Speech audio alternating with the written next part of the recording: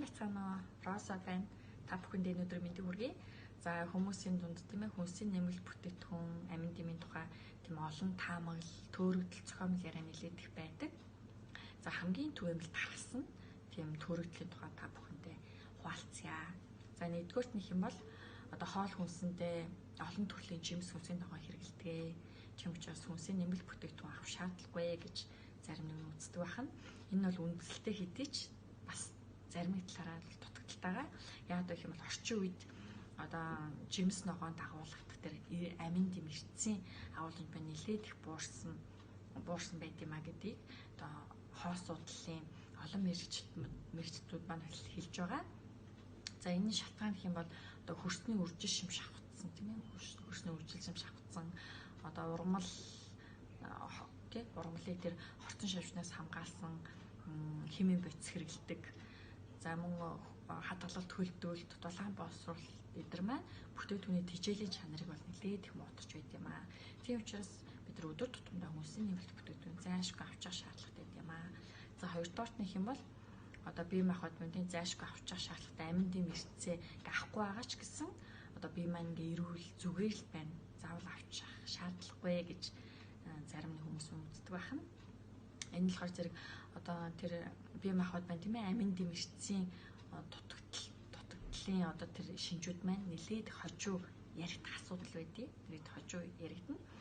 За залуунаас болно одоо харьцангуй эрүүл хүмүүс маань байгалаас заяасан нөөцөөрөө хэсэг хугацаанд бол амьдарч болно.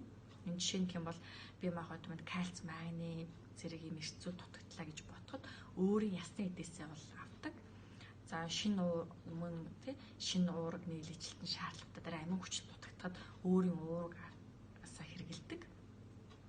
Иймэрхүү одоо бие махбодын юм сөрөг үйл явц маань тийм ээ одоо эрүүл мэндэд нэлийн их таагүй бол асуудлыг бол үүсгдэг. Нэлээд олон жилийн дараа болохоор зэрэг тийм ээ эрүүл мэндийн нэлийн их асуудалт бол үүсгдэг юм аа.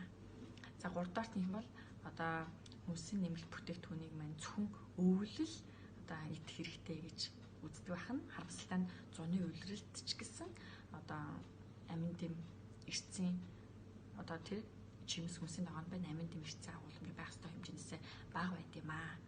Үн түнчлэн хөрсний эрдэс шавхцнаас болж жилийн аль ч улиралт бүх ургамал макро болон микро элементээр дутагдж байд юм аа.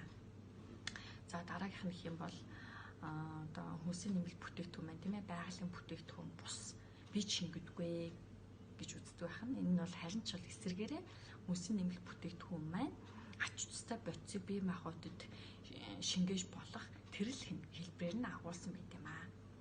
За дараагийнх нь юм бол тийм ээ хүнсийн нэмэлт бүтээгдэхүүн маань ямар ч үр нөлөөгүй ямар ч үр дүнгүй гэж үздэг байна. Энэ болохоор зэрэг одоо хүнсийн нэмэлт бүтээгдэхүүн маань хэрэглээ тийм ээ бие махбод нь ямар нэгэн онцгой өөрчлөлт ажиллагдаагүй хүмүүс бол ингэж одоо ярьж байдаг. Гэвч одоо хүнд ачаал тийм ээ хүнд биеийн болон оюуны хүнд ачааллын үед одоо хүнсийн нэмэлт бүтээгдэхүүнээр даван гарснаа бол нэг анзаарч мэддэггүй байт юм аа. За тэгээд одоо хүнсийн нэмэлт бүтээгдэхүүн маань тийм ээ тэр бүтээгдэхүүн хэрэглээд үр дүн маань тийм агшин зур огцон бол мэдэгдэхгүй. Байнгын тогтмол ингэж хэрэглэж байх хэрэгтэй гэдгийг бол сайн санах хэрэгтэй. Бид одоо шүдээ эрүүл байхын тулд өглөө орой байнгын ингээд арчилж цэвэрлж угааж иж эрүүл байдаг шүү дээ. Түүнтэй яг л ижилхэн байнга өдөр тутамдаа зохистой хэмжээгээр заавал шүү авч байж одоо бид нар бие махбодын эрүүл байнгын ингээд эрүүл одоо ирч хүчтэй байна гэсэн үг. За дараагийн асуудал маань болохоор зэрэг одоо хүнсийн нэмэлт бүтээгдэхүүн маань одоо эмнэлзэн сорилт туршилтанд ороог учраас аюултай гэж үздэг байна. Энэ болохоор зэрэг одоо тэр эмнэлзэн сорилт туршилтууд маань зөвхөн эмийн бодисыг л бол одоо үр дүнг нь батлах тийм ээ эрүүл мэндэд одоо аюулгүйг нь батлахын тулд бол явуулдаг. Харин хүнсийн нэмэлт бүтээгдэхүүн маань эмийн бодис биш. Тусгай юм одоо эрүүл мэндэд шаардлагатай тусгай тийм хоол хүнсний бүлэгт бол хамаардаг байгаа. Тийм учраас сорилт туршилтанд бол явуулаад бол шаардлагагүй гэж үздэг. Харин одоо үйлдвэрлэгчд маань тийм ээ хүнсийн нэмэлт бүтээгдэхүүн үйлдвэрлэгчд маань одоо сайн дурын үндсэн дээр тийм ээ бие махбодод таатай нөлөө үзүүлдгийг нь батлахын тулд сайн дурын үндсэн дээр бол явуулж болт юм аа. За ингээд та бүхэн маань тийм ээ амин дэм хүнсийн нэмэлт бүтээгдэхүүн тухай баха гэж найдаж байна. Баярлалаа. Баяртай.